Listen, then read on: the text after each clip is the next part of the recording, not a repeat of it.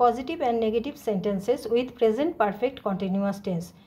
যে কাজ আগে বা অতীতে শুরু হয়েছে কিন্তু এখনও পর্যন্ত চলছে তাকে বলা হয় present perfect continuous tense. It's structure will be like this: subject plus has অথবা হ্যাভ, তারপরে বিন, তারপরে ভার্বের ফোর্থ ফর্ম, তারপর অবজেক্ট। বাক্যের গঠন এইভাবে হবে: প্রথমে সাবজেক্ট বসবে, তারপরে হ্যাজ অথবা হ্যাভ, তারপরে বিন, তারপরে ভার্বের ফোর্থ ফর্ম অর্থাৎ আইএনজি ফর্ম, তারপর object. I have bin learning English for 6 months।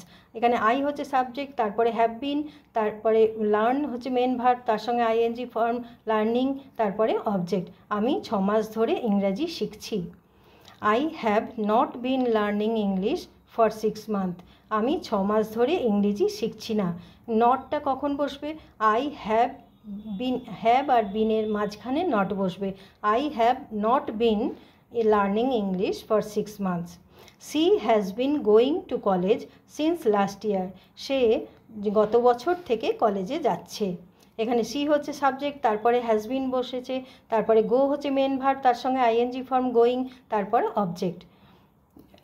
C or he has not been going to college since last year. সে গত বছর থেকে কলেজে যাচ্ছে না। এখানেও হ্যাজের পর হ্যাজ বিনের মাঝখানে নট বসবে।